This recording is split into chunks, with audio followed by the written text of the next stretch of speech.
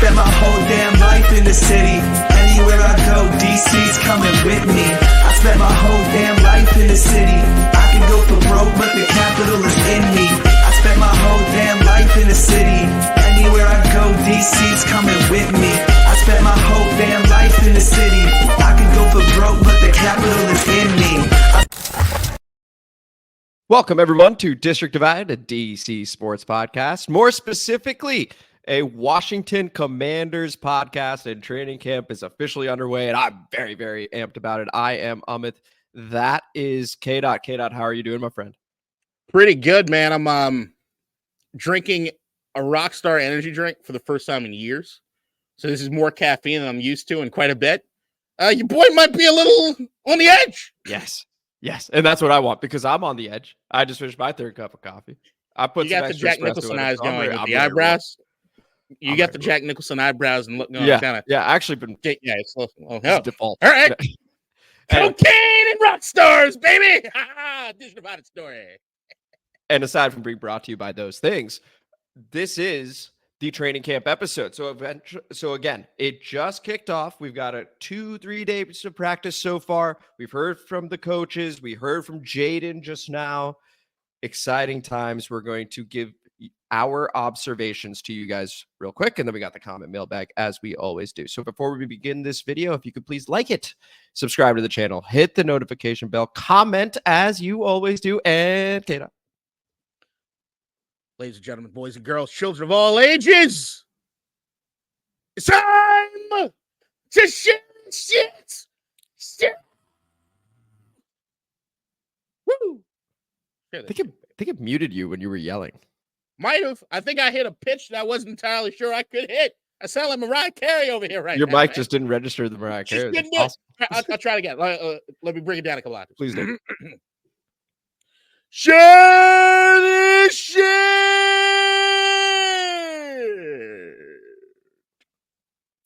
Share it.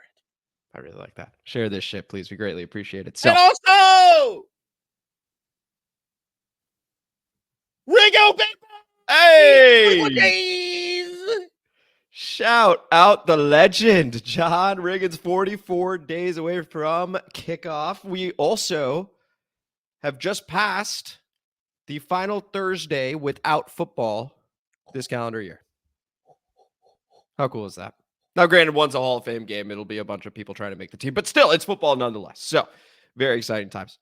Let's go ahead and get into this episode, K-Dot. So, training camp began on Wednesday. We, of course, began with an intro presser with Dan Quinn, with Adam Peters. What are expectations? Jayden, Marcus, like what's going on? Who's starting? And, of course, they had to deflect a little bit, but they answered honest. They've been pretty honest all the way through. I mean, Dan Quinn even said so, where he's like, look, it's no secret. Essentially, when Jayden is ready and when we feel he's ready, he'll be ready. And we'll go ahead and announce at that time. But until then, that's the situation. Then you get the social media frenzy around Jayden Daniels. He has looked good so far. He has looked very, very good so far. When comparing it to years past, he has been really, really, really good. So we'll see what ends up happening with him. I suspect he will be named the week 1 starter. Defense making a couple plays today, which is exciting. K-Dot, the floor is entirely yours. You can take this wherever you want to. Football is back. What would you like to discuss here?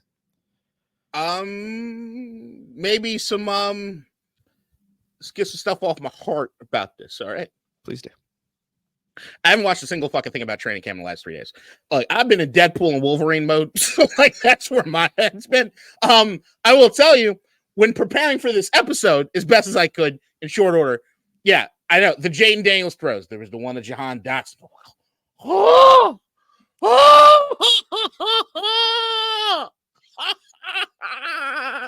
I'm sorry I ever doubted you, Jayden. JJ, fuck off, buddy. I got my quarterback. I might be a little overzealous. Once again, caffeine. Lots of caffeine. He's looked good. But he looked good. Look, man, even one of the going through the photos and stuff of the first day of training camp just excited me. Seeing the coaches and their involvement. It's the same shit that like the mini cap stuff excited me. I really like seeing Jamin Davis training with Ryan Kerrigan, and he fucking looked like he get It's a talking point. Dude, I'm just excited that now I'm able to get into training camp mode. Like, this is going to be my beginning. This episode is where I'm starting to feel it. And even hearing you talk, I'm starting to feel it now. Like, this is my time to get plugged in because there's a lot. We talked about the rookies as far as the rookies reporting to training camp last week and what it is we were excited for, what it is we're looking out for. But that doesn't hold anything. I'm sorry. I'm not anywhere near as excited about the rookies as I am about some of the dudes that we brought in free agency. I want to see Frankie Luvu. He looks great, man. And even dude looks like a dog and he talks like a dog. I mean, maybe that's disrespectful. You talk like a dog. I don't know. You get what I'm saying? Yeah. It's just there is a certain level of hype. I do feel as though any news that's really coming out of Commanders right now is just like, hey, it feels like we're going to be one of those teams that, like, in the month leading up, it'll be like, you know who's a sneaky pick? Potentially be a wild card team. Those Commanders over there. I just want to hear more about Marcus Mariota fucking doing something beyond that.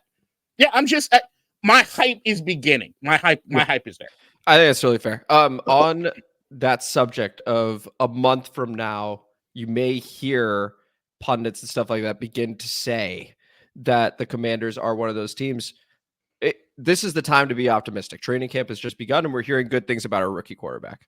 Here's what we're hearing about our rookie quarterback. So people have now said, I believe it was Sam Cosmi, I'll double check who said it, but Sam Cosmi, I believe, said that, hey, the thing about him is he's not a me guy, right? He is allowing, so this is off field for a moment. Yeah. People gravitate towards him. He is taking responsibility in the huddle. He is doing the things you would want out of a veteran QB. So he seems to be ahead of schedule. At least, again, this is gushy talk across the board. We've been here before. Emmanuel Forbes last season, they were talking him up, and we saw what happened. So just there's your disclaimer on training camp. We do this every year as well, this disclaimer, that you also need to take things with a pinch of salt. That being said, when John Keim is saying that he is doing very well in 7-on-7 drills and 11-on-11 drills, we tend to listen to the guy, right? So we're a huge John Keim podcast over here. Pro John Keim, rather. So he's doing very well. He is very decisive, is what people have said, with the ball. So that means he's getting rid of it quicker. That, to me, brought me back to Jacoby Brissett last season, how decisive he was and how the offensive line somehow looked really good all of a sudden, right? So then I think, okay, if he's decisive with the ball, he's able to get it out quickly. Hearing about a couple throws to Brian Robinson, which means checkdowns potentially. One of them wasn't. One of them was a dime in the end zone, but could be a couple checkdowns. That means, okay, mature, not there, take the check down quickly. Could prevent him from getting sacked more, which is great. So lots of reasons for optimism. And the thing that excited me the most, K-Dot, heard a couple things. One, Jayden just spoke, and they asked him, John Keim asked him, what sort of progress have you been trying to make? What sort of progress are you seeing? And he said, you know what? I'm trying to make sure I don't think out there so I can play faster. Now, why is that so exciting? Because that's literally what Dan Quinn said. That's what Joe Witt has said. That's what Adam Peters has said. So we talk about collaboration and making sure that the communication's on point. That is on point. It is the exact same message we heard at the very beginning of Adam Peters' tenure, at the very beginning of Dan Quinn's tenure. Now you got your rookie quarterback saying the exact same thing. That's great. The other thing I heard listening to John Keim talk to Nikki Javala, Kidda, did you know this? That, Jayden, of course, was at the ESPYs. He ended up winning an award. Do you know what he did after that? Made friendship bracelets with Brandon Ayuk. He went home and he went to bed. He didn't do any of the after party stuff like that because he had to practice the next day. So like the guy is locked in. The guy is locked in. His singular focus is being the best QB he can be.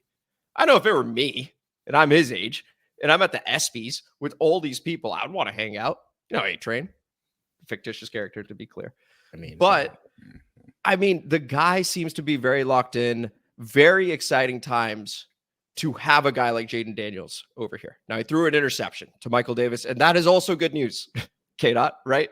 The defense needs to make plays too. It was a historically bad one last season. So I want to see the defense make more plays. So gearing over to that side of the ball, and there's still time, What do you want to see in training camp from the defense, K-Dot? It's kind of like what you're just alluded to right there, is that I want to see them fucking battling. I want to see interceptions being thrown. I want to see touchdowns being fucking caught. I want to know that they are working each other the fuck out, right? Look, if I'm looking at the defense, to me, this is where it gets like, I'm curious to see where it is that the timelines are going to be on both sides of the football, right? So, like, you think on offense, rookie quarterback, who's probably going to command most of the snaps in training camp. That's just what it's going to be, because Marcus, whatever. You'd expect there to be like a slower development necessarily on that side, especially when you look at the coaching staff here in Washington and what it is they're usually able to do on defense. But then if you're looking on defense, we know what the defensive line is like. Your boy Newton. I was going to get to him in a moment. Please continue. Linebackers right now are something that I know everyone's looking at. I know I'm the most excited about that unit. We did our faith chips exercise, faith chips, and just the names alone there, and then what it is they're going to do as far as if Luvu's going to be. I think Luvu's going to be all over the fucking place. Same thing with Davis. It's basically got like two. This is going to sound mean, but until they get there, it's like having two great value fucking Micah Parsons. You just line up wherever. Yeah. It's like look, they haven't earned the name brand status just yet, but it's like they can get there. I want to see what it looks like, because I mean, outside of those two position groups, we're really, really curious about the secondary, right? We saw last year they looked atrocious at times. Okay, and if this defensive coaching staff is supposed to be the ones that we know from like Dallas and Seattle that have like these boom, like all that kind of shit, like this is who this is supposed to be. I want to know that they're battling. Anytime that I hear an interception getting thrown, to me, I applaud it, because it's like to be expected. It's a good learning thing for Jayden Daniels to throw. And how does he respond? Right.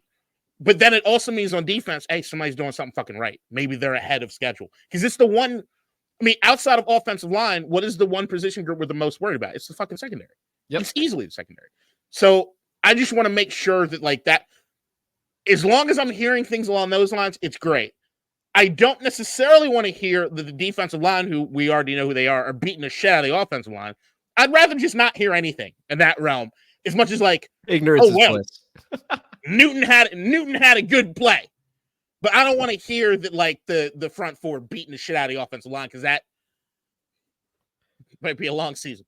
Well, I think it would be a reasonable expectation to be able to have that, because you have good defensive linemen. So let's touch on a couple of the rookies. I will say the point of it, if it's quiet in those realms, then I think what it means in the grand scheme of things is that me and you and what we've said about the offensive line is more true than what it is. Oh, I see. No, that makes sense. And just as a reminder to people, one of the thoughts from last season's offensive line, because look, the offense wasn't good last season, right?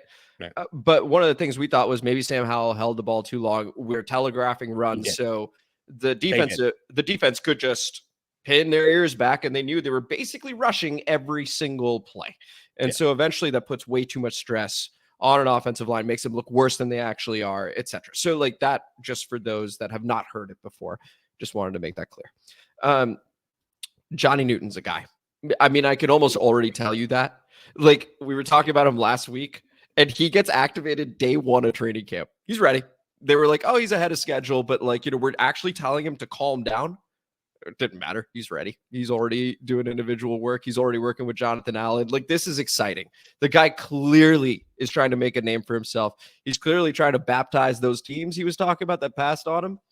He's ready to rock and roll. I'm very excited about Johnny Newton and what I'm hearing about him so far, K-Dot. The other guy that we're hearing about, another shout out, Jordan McGee, linebacker. We were talking about him being behind Bobby Wagner, and so far, beat reporters have liked what they've seen from Jordan McGee. And so you're beginning to see the foundational pieces take place. Now, it's only been 3 days. They're going to go through struggles. Again, it is training camp.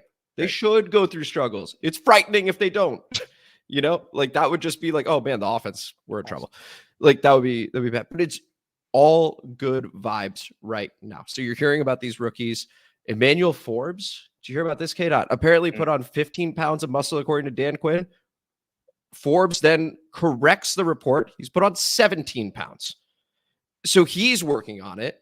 He apparently battled with Terry McLaurin yesterday, did pretty well. So, like, it looks like good things are happening across the board. I can't wait for them to play the Jets in this in that week of practice to be able to go through their scrimmage, which of course will not be televised. You'll hear about it from the beat reporters. We'll then play them August 10th. I don't know how many starters will actually play because they would have done the scrimmage, but that is now the date I'm targeting, K-Dot, that August 8th, 7th or 8th, if you will, where Rodgers is going against as good a time to play the Jets, because who knows about Rodgers' health. Rodgers is going to be playing against our defense. Jayden is going to be playing against a really good Jets defense. Like, that is the date I'm now targeting, K-Dot. I'm very, very excited with what we've heard so far, though. No, it's all good. I will say that there is something I'm looking forward to, or I hope I see. And maybe this is a stupid thing to look forward to, hope to see. I want to see some fights. I want to see some feisty shit. It's not fights in the sense of like, oh shit, we're destroying the locker room. It's there. I want to see some more feistiness from this team at times. It's when you were talking about the Emmanuel Forbes, I did see the video of him making fun of Jahan Dotson's. Oh, that was great. I didn't think it was great. I loved it. Are you kidding me? I didn't think it was great. So like, here's why I didn't think it was great. I love it. I thought Forbes was throwing some like sixth grader Jonan energy. Like it didn't feel like good adult trash talk. And then the thing with me is the Jahan, you're too nice. Like to turn around, you pretzel leg, bitch. Like where are we at? Like I just want. Well, no, the roast is too obvious. He just brings up last season, so he can't do that. It's right. No, I'm sorry. This is how it works. At least when I'm playing soccer with people, like, you got to be careful. Like, you know, if someone roasts you and you just know they're trash, you just don't really say anything. That's sort of if you look, man, I'm sorry. If you're gonna be out there roasting the fucking cornrows, you about to get. I'm just saying that's what the roast is. That's where your fight's gonna come from. By the way, that's an example. I think that I want to see. There are certain levels as far as his defense that I understand that like there's a certain amount of professionalism that's being exuded, especially with Bobby Wagner at the helm. But if I look at like my favorite defenses and what I think this defense could be, if I could bottle up with Johnny Newton to Sand as far as baptizing these guys and just give everybody a little sprinkle of that holy water, just a little bit of that fucking energy. I want them to be mean. If we're talking about swarming to the ball and that part of that, I kind of need them to take it up a notch as far as meanness. I want us to be a little mean. And it's not. Here's the thing: Chase Young and Montez Sweat, they were the mean guys. Like they were the dudes that were talking trash and all kind of stuff. But it's different. It didn't feel real. If I'm saying that, like, put it like you're looking along the annals of NFL history, right? Yeah. It's like, who do you want to have your back if you're in a back alley fight? Montez and Chase are not high on that list. But like, I didn't pick a London Fletcher. London Fletcher gonna show up. I pick a James Harrison. That motherfucker might kill somebody. Like I need the realness. I'll even make it specific for you. I would love to see a fight as well, but not with each other. I would love to see it against the Jets during practice. I would love to see it against the Dolphins during practice, because then to me, that looks like a group that collectively has bought in and are looking out for each other. Those are your bonding moments. There are two types of fights. You can have a productive one. Yeah. You can also go the other way, right? And it doesn't. So I just want to be clear, at least from my perspective, that I want it to be when we're going against a Quinn and Williams, for example, and maybe he tries to rough somebody up and it's like, oh, fuck no. Like, then you get after him. Like that type of thing is what I want. Once again, I preface this by saying I don't think it's necessarily the right take to have, but that's fair. You did. And I'm with you. Give me some fights during the Jets camp, less on the Dolphins. I would agree. You know what's funny? Yeah, if I had to pick one, if it's happening against the Dolphins, I'm more worried than if it were happening against the Jets. The Commanders lost half their secondary when Tyreek Hill and Jalen Waddle decided to break all the ankles. Oh Lord, I'm sorry. I know I'm a little shell shocked. That Hopkins thing still got me shell shocked this many years later. That's a good point. Yeah, not a great look. No. Okay. But yeah, I wanted to highlight those two rookies. I wanted to highlight Emmanuel Forbes as well, who looks like he's got a bit of a chip on his shoulder, which is excellent news. And then, of course, what you had mentioned very early on, which is Jamin Davis working with Ryan Kerrigan as more of an edge guy. So like it was something that we had speculated, we being the general Commanders community had speculated that, you know what, whenever we see Jamin Davis rush, looks pretty good. Will they use him that way? I think we're already beginning to see the coaching staff apply some flexibility to their personnel and go, let's go ahead and try this out because it does seem to look pretty good. And Ryan Kerrigan was a guy that was very versatile in his career. It's nice to have him over here helping out a Jamin Davis who can, I think, do some damage from the edge there, K-Dot. Yeah, I'm just remembering that Ryan Kerrigan was forced into his versatility and it was not the best use of his skills. But now he knows. Maybe there's some foresight. You know what? He's going to be a great coach. I think that was when we switched from the with the 4-3 to 3-4. That's right. Yeah, I didn't like that. there was a lot not to like. It's okay. It's a new day, so we can go ahead and look back and be like, "Oh my gosh, look at all this crap." It's not like it is nowadays where everybody's like basically running a whole bunch of hybrids and everything, right? Like no real defense is running a 4-3, 3-4, 5-2. None of it. Mm-hmm. But yeah, I remember that being the switch. It was like, I'd rather him just be on the line. But yeah, I mean, it goes to, I think that what we're looking at as a team, where on offense and defense, there are some Swiss Army knife types. And I love that. It's when you hear about Brian Robinson catching balls out of the backfield, but then also thinking, oh, that was Austin Eckler's supposed to be the guy for that, right? Both of them can do it. We've alluded to in the past, as far as on offense, we want Terry McLaurin more involved in doing all sorts of shit, more of a Debo Samuel type. They got Swiss Army knives. But then on defense, I can line up Frankie Louisville in a few different fucking spots. Same thing with Davis.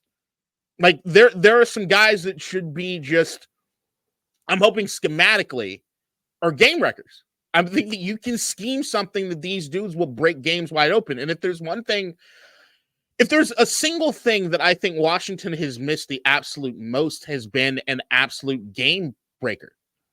I don't remember. It's been a minute since we had somebody that was just like, Terry's had his moments. Jahan, as far as his rookie season, had his moments, but a dude that every time they line up, whether it be defensively or offensively, you're like, would you? That's a good point. So, like on the subject of receivers, who would you say was our last game breaker? I think Terry could be it, but it's been limited because of quarterback. I agree. I will say Terry and Taylor Heineke had a bit of a thing. Exclude this group, just to exclude be clear. This group. Yeah. So go back to people that were not on the roster. Like Santana Moss obviously comes up immediately as a game breaker. He was absolutely a game breaker. I'm just trying to think if there's anybody post him. Could it have been? Because I love Garcon. I don't know. Exactly. That's a tricky one. It's a tricky one. Deshaun never really got there. Not in our uniform. No, yeah, he didn't get there with us. He had some moments, but it was not what he was in Philly, for example. And there were some dudes that, like, they had like Anthony Armstrong, but I can never tell him he was a game breaker. Aldrick Robinson occasionally had one or two as well, but those are just deep threats. Not. Champson, I think Moss is probably the game breaker. If we're just keeping it the receiver, yeah, it might be Moss. Yeah, I think it's Moss. So it's been a while. It's been a while. Yeah, it's been a minute. Now it could be Terry. And again, guys, quick takeaways before we move to the comment mailbag here. Jayden so far, very, very promising. The stuff we've heard from Marcus Mariota, not from him directly, but like, the beat reporters, he's been up and down. So it does, K-Dot, to me, look like we are gearing towards a Jayden Daniels is going to start week 1, just based off of their performances that we're hearing about so far. Yeah. So just wanted to point that one out. So that's one. It's going to happen. I mean, yeah. I mean, the moment Dan Quinn said it's no secret, like it was like, okay, we just need to see a little bit more, and then we're going to make the formal announcement. Look, there's already the built-in pressure of having the number 2 pick, which I don't like to buy into, but we already know that exists just regardless of whatever the situation is. You want to know what the product is. But then on top of that, if you believe even a modicum of the shit that you hear about Jayden Daniels and his preparedness about things, I want more stories about whatever the fuck is happening with the virtual reality stuff. That's really, I care about. Which he is still using, by the way. He's got other quarterbacks using as well. He just said that. So I forgot who asked him, have you begun using VR? How do you even have it here? He's like, yep, it's here. I've been using it. We got other players that are curious about it. So like he's changing it from that perspective as well. Also, just a quick side note. Thank goodness for Caleb Williams. Being the number 1 pick, going to be on Hard Knocks, all the attention's been on him. We've got, honestly, like if you put Jayden in any of the prior drafts, maybe the most electric quarterback in terms of like dual threat that we've seen in quite some time. We're flying under the radar here, which is great, which is really good from the national perspective, in my opinion. I'm going to go back to, I don't think that'll be, I think every day that goes by is going to be less of that. I really do. I agree. It's beginning to creep in to some of the ESPN coverage. Cowherd has this Cowherd's early on this. Yeah, he was already got early us in the playoffs. Yeah. Yeah. And I think the more he talks about it, I know that like you have other people like I think Mina Kimes still have your favorite person. Or about the offensive line, which is an understandable worry. I get that.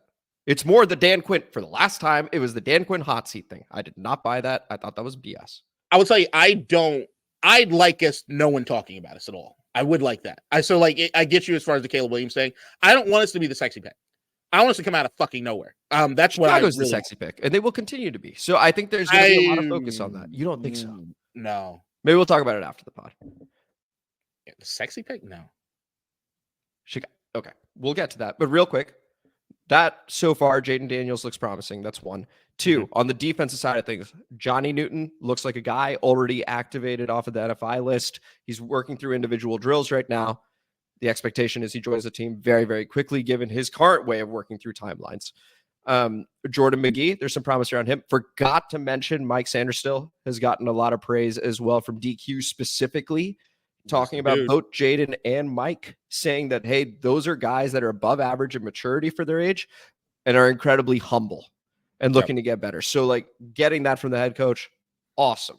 Right. And sorry, last guy. Gosh, who was I thinking of? Emmanuel Forbes, right. Putting on weight, being able to battle with Terry, looking like he's got a chip on his shoulder. I like that he's out there roasting teammates, stuff like that. I don't care if it's a 6th grade jab. I don't care. I like that he's out there trying to prove that he belongs, which is awesome. So that's your quick training camp observations from the first 2-3 days here. And now we're going to go over to the comment mailbag where we have about 10 comments, I want to say, over here. K-Dot, any final thoughts, by the way, before we move to the comment mailbag? No, I'm still thinking about a sleeper team thing. So I'll give myself a moment to think and go ahead, Nikki. Comment mailbag time, motherfuckers. District divided, ain't got time for no suckers. Spread the word, get in line. OGs and new G's, it's your time. And spread the gospel, cause this shit is divine. Yeah. Shout out to Nikki over there. And we begin with Hermit Rob. Shout out Hermit Rob to begin the comment mailbag this week. Management is not. Oh, and of course, for context, this is Jason Wright steps down or is removed, depending on the wording that you looked at, from team president. That's the context over here. Okay. So going with Hermit Rob. Management is not going to ditch someone just because fans don't like them. Clearly, ownership wants to embrace the team's storied history and tradition, while Jason seems intent, if not prefers, on leaving it in ashes. If the two parties were like-minded, it would be unnecessary to fully remove him from the organization. Can't imagine the vibe would be very fuzzy if the brass dismantles the bulk of what Jason built. Awkward, to say the least. It was the right move. Wish him well anywhere but here. K-Dot, your reaction. Maybe, I guess. I feel like you're inferring a lot that I don't know how you know. Like, it's just... I think this had a lot to do with them wanting to bring in new blood, getting rid of a lot of the yacht bitch people. Yeah, but I'm more about the legacy shit. See, that's where I think it's probably a step too far. I don't think that there were these huge arguments in the building where Jason's like, no, we need to get rid of everything. And they're like, no, we need to bring it back. There seems to be... So Dan Quinn has entertained some conversations around the history of the team and stuff like that, right? Which, fine. I don't think that means that DQ is like, let's bring back the old name we absolutely need. Like this all seems to turn into a name conversation for me.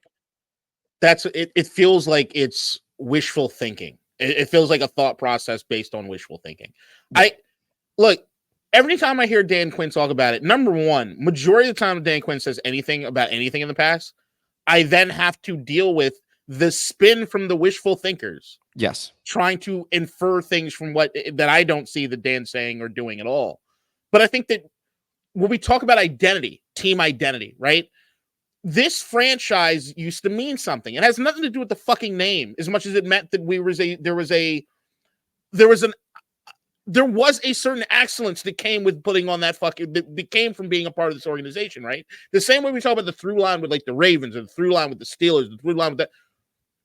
I think that what they want to do is to look, even with yacht bitches involvement or whatever, there were always dudes that played the way that they were supposed to play. This is who we are. And we need to go back and reach down in the history to pull the people, not the colors, not the jersey, the fucking people that should be, when you think about what it means to play like a Commander or Washington football teamer or Washington Redskin or Washington Warrior or whatever the fuck. It means more. Wanderer. It does. It absolutely does. Terrible fucking. That's just to rile you up. We go over to, and shout out Urban Rob for the comment. We go over to Kenny B. Shout out Kenny B. Old school here. 51 is Monte Coleman. No other answer. Of course, we showed Will Compton last week. 51 days until kickoff. K. Your reaction? 51 being Monte Coleman. I guess I get it. But I mean, I had to do something. Boys. That's true. That is true. I don't know enough about Monte Coleman, to be totally honest. So maybe this will be me deep diving into Monte Coleman because I think he was before me. Look, here's the thing. I'm going to be nice because you clearly this episode did so much more prep than I did. I made 2 fucking graphics and I showed up and I'm still thinking about Deadpool and Wolverine. But it's supposed to be great. We need to test your bona fides on Redskins history. Oh, I'm not very good at it. Yeah. In terms of the need history, not very good at it. See, I need you to go and start buying like episodes of like America's Team or America's Game, whatever the fuck that NFL Network shit used to be, where they like follow the Super Bowl winning teams like all throughout history. I need you to kind of tap in to some, because here's the thing. The only reason I say this. Yeah. If you love, I will always kind of understand where some of these people, these wishful thinkers that I'm talking about, coming from, right? Because when you understand the legacy of the team, when you start realizing the personalities that used to be here, when you really get a feel for what it is the organization used to be, I can understand, especially going through the Snyder era, of a desire, a wanton fucking desire to get back to it. I get it. It allows you to understand just a bit more why it is depressed. Look, I never experienced any of it. It's the weirdest thing. Being nostalgic for something that doesn't exist you were never part of. It's fucking weird. But to understand this team, to understand this crazy fucking fan base, is to understand the Monte Colemans. So here's what I'm going to do. I'm going to go through the history. Unlike certain people, HTTR, I will do my homework. I will do my homework. Okay? And I will get back to you next week on everything you want to know. Okay? I'll be able to answer it all. Okay? See, here's the thing. I just challenged you on your own pod, and I'm about to get fucking wrecked. That's the thing. Yep. That's the thing. I was like, you better look out because you know I prep for this shit. So if I'm doing that, look out, Kate. I'm about to call your ass out every single time. You don't know who that is? No, listen. We go over to Earl Bruce. Shout out Earl Bruce. Please do collabs with Louis T and Rico from Street Scores. Got a thumbs up as well. I was actually watching some Louis T earlier this morning. So beginning to prep to see how he likes to do things, and we will be reaching out. Nathan from Ref the District will be on with us next week. That is a tentative plan, but should happen. Yeah. And so look forward to seeing him next week. When we have another comment from Earl Bruce. This is an acronym, GROATDWS, which equals get rid of anything to do with Snyder. Jason Wright and all of us deserve better. He's including Jason Wright in that, okay? I think Sainristil will stand out, and I hope Coleman is a tackle. Quick note on Brandon Coleman, apparently got some reps at right tackle as well. So he's done some at left tackle, doing some at right tackle. So they are moving people around just to see what's going on. All of the drafted rooks should make the 53 except Jean Baptiste. It's the edge rusher from Notre Dame who is practice squad ready. People, please share this shit. Greatly appreciate the comment there, Earl. Bruce, get out your reaction to it.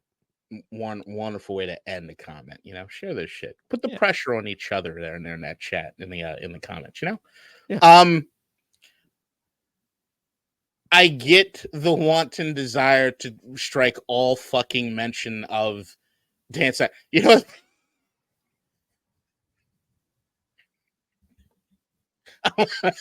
I'm sorry. For those listening on Spotify, that was just K-Dot being quiet, laughing silently to himself. When they talk about like American history, and you have some people on certain political spectrum be like, "You can't tear down those statues; it's part of our history." Right? I'm thinking about it in the context of like, all right, Dan. I think Dan's legacy is leaving us with a pit in our fucking stomachs of this was some piece of shit, selfish, greedy, cocksucking motherfucker, just evil. Yeah. That tainted everything. But I'll be damned if I let him be the only thing that I take out of that period, even when he fucking owned the team. There was still a lot that I look back on and I say that, like, it's a disappointment that he was the one that I think always held them back. Mm-hmm. But fuck you if I'm not going to look back at Santana Moss and Clinton fucking Portis and even RG3's year and Alfred Morris and all these dudes we had during that fucking era.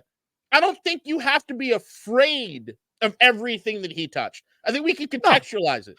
Oh, and I think that's happening, by the way, because if you even look at the Commanders channel, Santana Moss is there all the time, right? I mean, Fred Smith's also there. So I mean, I think this is just a point from Earl to go, hey, man, Jason Wright was one of the casualties, unfortunately. Just very near it through a very, very tumultuous time. We were going through the name change as well. A lot of people associate Jason Wright with the name change. I don't think that it is completely washing the history outside of it. Right? Because like you said, a lot of good memories, man. Like a lot of good memories with those teams. We just happen to have a ceiling that we as fans discovered owners can put on it by being idiots. I just think Dan's a specific kind of disease. Oh, don't we know? A lot of articles around it. Yeah, it's I don't want the Jason Wright stuff to be paired too much to Snyder.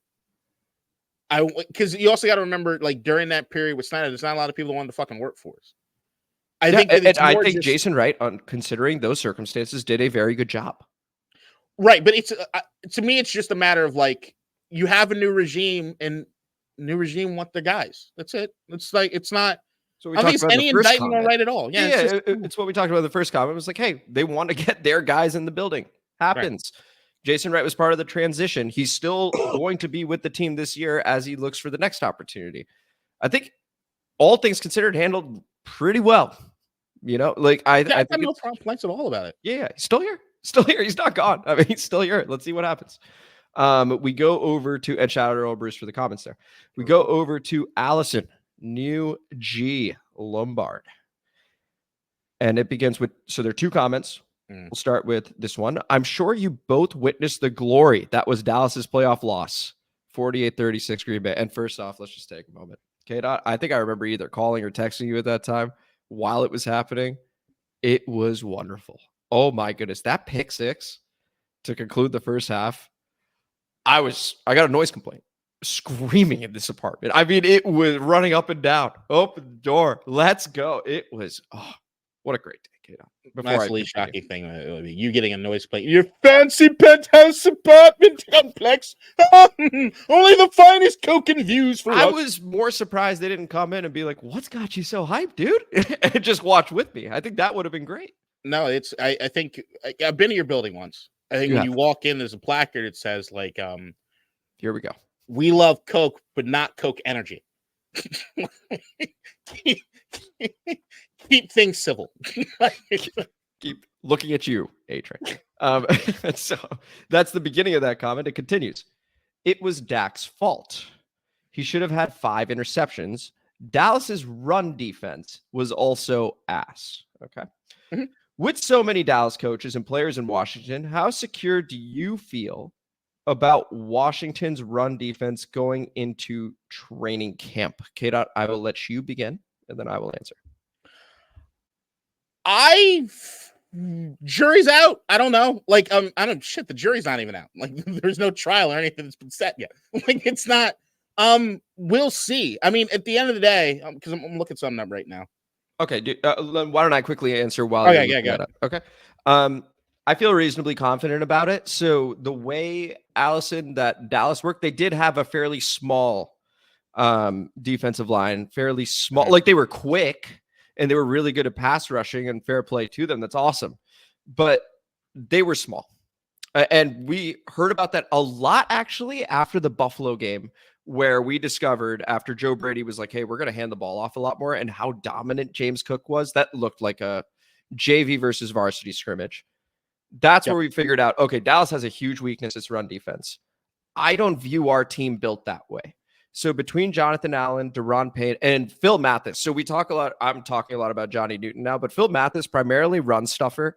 Cleveland Farrell, who we brought in from the 49ers, he is great against the run. So we actually have guys that are better equipped, let alone Bobby Wagner, who's good at both. Like, we have guys that are going to be much more stout against the run than Dallas had personnel wise. So I feel fairly secure about our ability to stop the run. K-Dot, go ahead.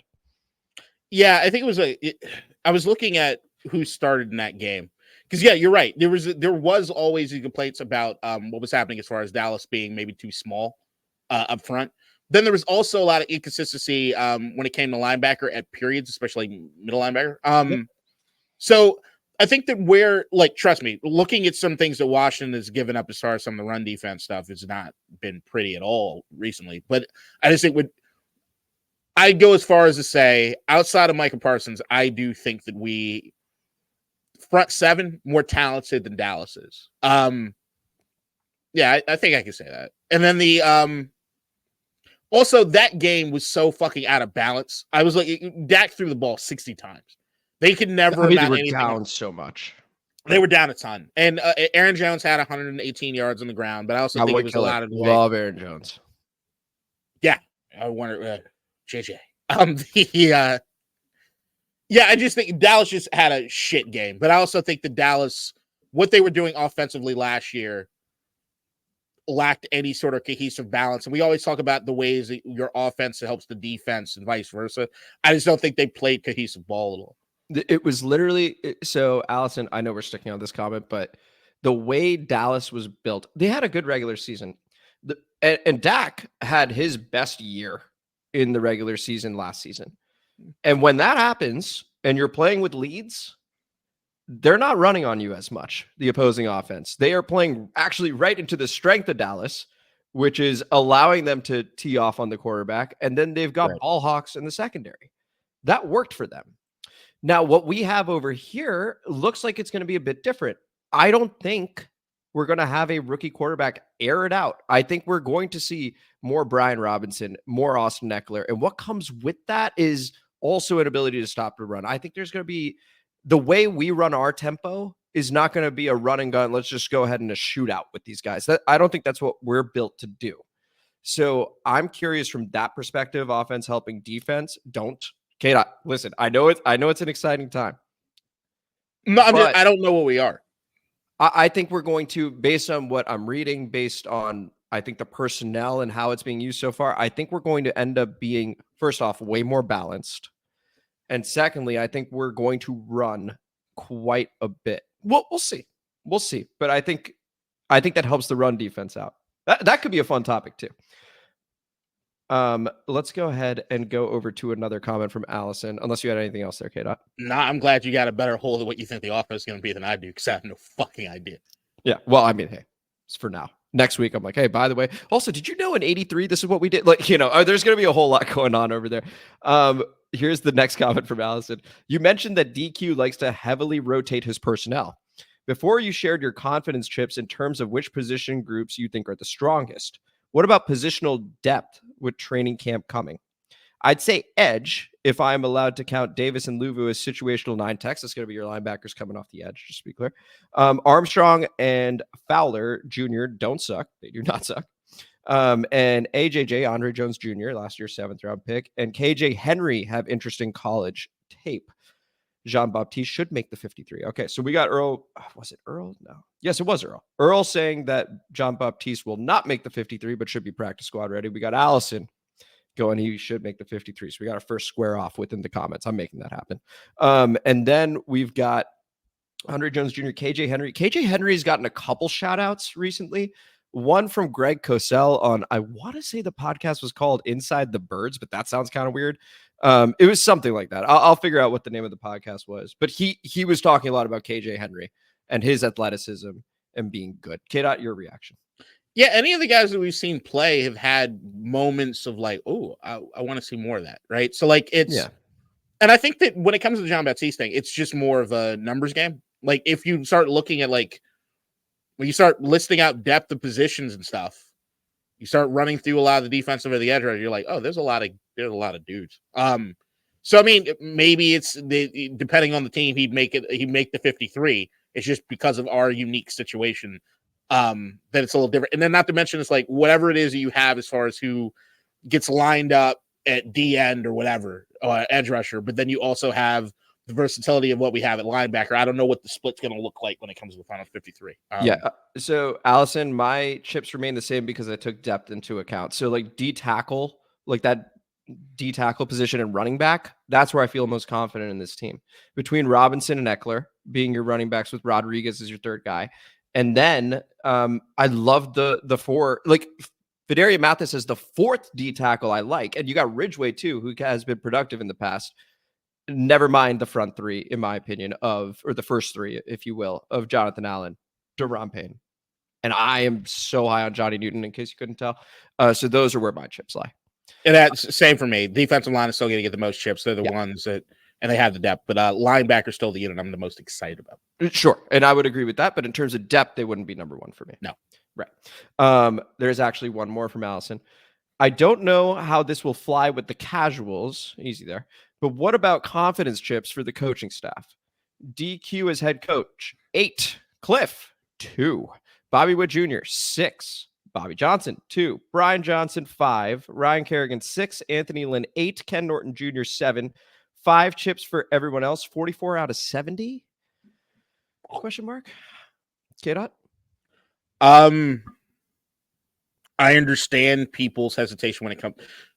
Fuck, I'm confident in the coaching staff other than 2 names that I'm sure Alice and everybody else is fucking worried about, which is Cliff Kingsbury and Bobby Johnson. Cliff, I'm less worried about than Bobby, in the sense of I think hiring an Anthony Lynn to work with a Cliff is a game changer. I also think Cliff not having the responsibilities of head coach is a big thing. I think those 2 things work heavily in his favor. So if I'm pushing more chips in the sense of, I don't think this will look like what we see in the past. And Cliff has something to him that has kept him around as long as it has. It's not just that beautiful, beautiful look he has and that Barry White voice, but there's more to it. Bobby Johnson, on the other hand, it's one of those things where it's like, even if you're somebody I don't necessarily have the most confidence in, I think if I put you in a room or on a team with the other names, everybody else, it raises it raises my confidence in everybody. That not one of these dudes is going to be the end all be all. It's working and how does it communicate? And if they communicate coaching wise, anything along the lines of what I've seen, the communication from what I've seen, then I think the sky's the limit. So we did our Dallas Cowboys preview, and we've yet to do our Philly preview. And I imagine maybe we'll find some time to do it, but we'll do a very quick little promo for it over here. I think Brian Johnson should be higher than a 5, considering that he was loved and adored by Jalen Hurts and had a really good relationship with him, according to Diana Rossini. Of course, he got fired by Nick Sirianni, and now Howie Roseman's chosen both offensive and defensive coordinators while Nick Sirianni sits there in a flaming hot seat. So how do you feel about the Philadelphia Eagles coaching staff? I would love to hear the confidence trips on that one, Allison. Moving on to Kalon Meekins. My side piece is Pittsburgh, 9-8 on the season last season. So once again, would not qualify given our definition. But if Tony's allowed Baltimore, because he's over there, then let's give Kalon Pittsburgh. So we got Pittsburgh, Baltimore going over there between Kalon and Tony. If you pick Baltimore or Pittsburgh, you just have a second team you like. It's not a side piece thing. So Kalon, pick another one too. But love that you love Pittsburgh. That's cool. And then we got Pally for life to conclude the entire thing over here. K-Dot going full Booker T on HTTR is an all-time moment on this podcast.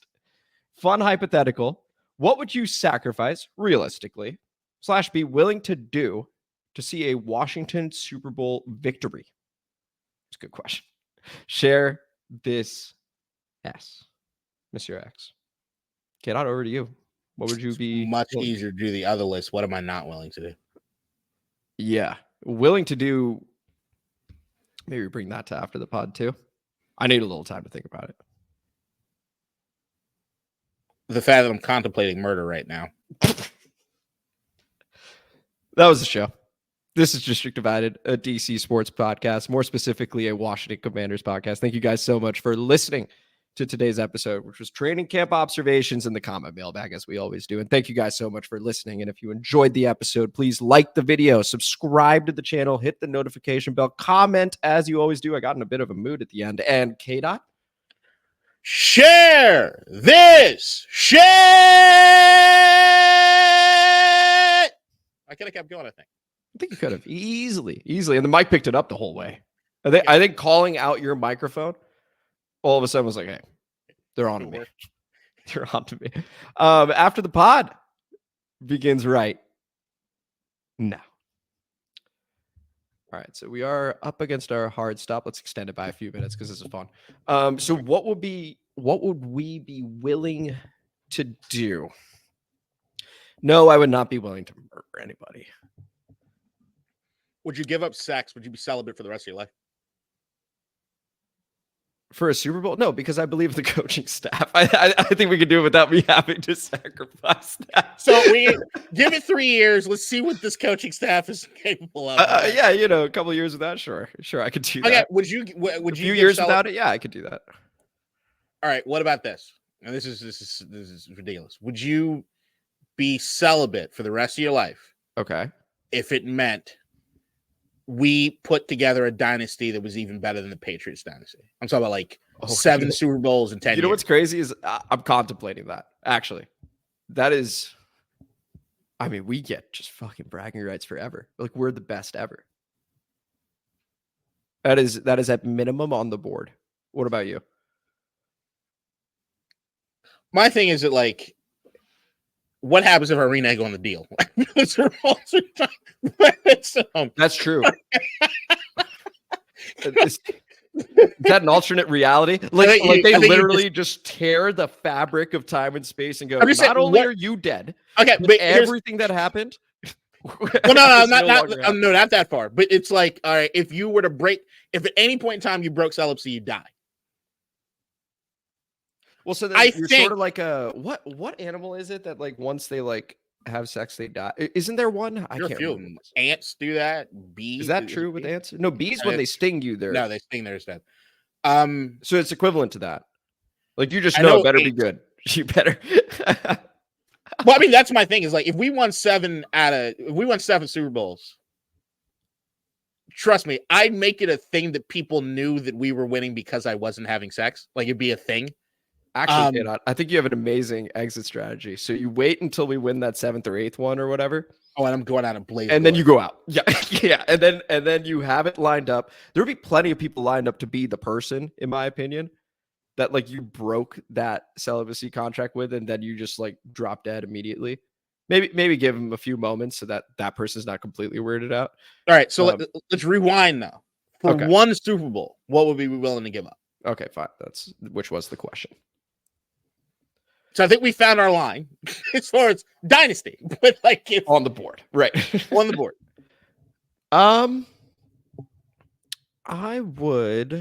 I'd be celibate for at least 5 years. I think I could do it for one Super Bowl. One Super Bowl. If it meant absolute celibacy for 5 years, one Super Bowl. Fuck, I'm gonna be a mess. I'm gonna be a fucking mess. But yeah, because here's the other thing. I think if I was just celibate, my life would improve tremendously. Well, so you know what I was thinking about was drinking, right? Like if I just gave that up, or like, okay, you know what would be interesting is like giving up, like going to, oof. I want to give like a really accurate answer. What are you going to say? Giving up going to what? Well, I was going to say like, giving up going to parties or something like that, or like going out, I'm but that's easy. Like, well, that's what I was going to say. I think that's actually pretty straightforward. Would I give up going to the movie theater for like a year? That's a big one for you. Yeah. So that I'm actually curious about. Would you? If it was just a year, yeah. 5 years. Same thing as the celibacy thing. I can still watch movies at home. I just can't go to the theater. Or am I giving up movies for the next 5 years? Ooh, I wouldn't even ask you to do that. I don't think I could. Yeah, no, that's tough. I feel like you love movies. No, you're not. It's harder than the sex. Hey, that's growth. That's maturity right there. I'm going to think more about it. Bally for life. Fuck. Monsieur X. And I'm going to give you an answer next week. Man, I got a lot of homework. Okay, so I got that. I got all the history of the franchise, which I will do. I wanted to talk about the Caleb Williams thing. You don't think Chicago's a sexy pick? No. What makes you say that? So I guess define sexy pick. I think that's where I think that's where the disconnect is. They're trendy.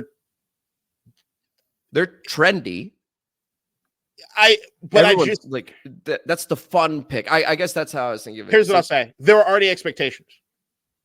What are the expectations? That they're going to be better than they were last year, like significantly. Okay. The amount of money that they put into the team, and then you add Caleb Williams, who's going to be a generational talent. I don't think there's flying on any radars. And if you look at the division itself, right? Minnesota just lost Kirk. Green Bay, everybody's looking at it like they had a good run. That was it. One like they were solid the entire fucking season. And the Detroit is Detroit, right? So like, I think if you look at Chicago, it's not. I think to be the sexy team, to be the team that everybody's kind of like, I think Chicago is more of a like very unsexy, prove it, bitch. Like I think that's where they're at. Okay. I'm beginning to. It's maybe like under the radar, and then you're like, hey, it's kind of like that meme, the same meme that I use for one of the things last week, the boyfriend looking to the side. Yes, yeah. Like that's a good comp. Chicago to me is not. Yeah, Chicago is the cheating woman that you're holding arms with, being like, you need to prove it to me, otherwise I'm done with you. Okay, so that's that to me is what Chicago is. Like, okay, so who would they be looking at? While holding on to Chicago's hand? Arizona. That's a good sexy pick. So it's almost our side piece exercise, honestly. Yeah, where like those would be the sexy picks. They're like, oh, okay, you see that not a lot of people do. So sort of a dark horse is the way you would think about it. Exactly. I'd even say that like even what we did as far as side piece was more restrictive than what the sexy team could be. I even think right. So like, because I didn't even say the Panthers would make the playoffs. I said they would be like I think they'll be a good team. Here's a good one. Indianapolis. Yeah. Indianapolis really did what they could with Gardner Minshew. Anthony Richardson's coming back, right? Yeah. I'll tell you, Anthony Richardson was great as far as highlight reels. If you actually watched a full game of his, oh my God. Boy, he has some work to do. But but overall, like if you looked at them and said, hey, second year, he's gonna improve. This is a team that's got it, but nobody's talking about them or thinking about them at all. That to me is like, hey, you see that team over there? Like they got some dudes. Like that to me is that. Yeah. Arizona to me is like I think Arizona's top dog as far as I was going to say there's still a bit of regret. Like reading Jess Santos' comment, I was like, fuck, I just did not have the balls to pick them. And I wanted to. That's what the heart wanted. Yeah, but I think Arizona's also getting the Sidney Sweeney treatment. I think everybody's on them. You think everybody's on Arizona? Well, because they were competitive last season. Yeah. But that's the thing. I think Arizona right now, so like to pick the sexy team, I still think happens training camp kind of through preseason. I think everybody's too soon to Arizona. I don't think Arizona will keep this momentum going through. I have a final question for you, and then we probably do need to wrap it up. If we had the year, this upcoming season, if we have the year Arizona did last season, would you consider that a success? Yes. I would too.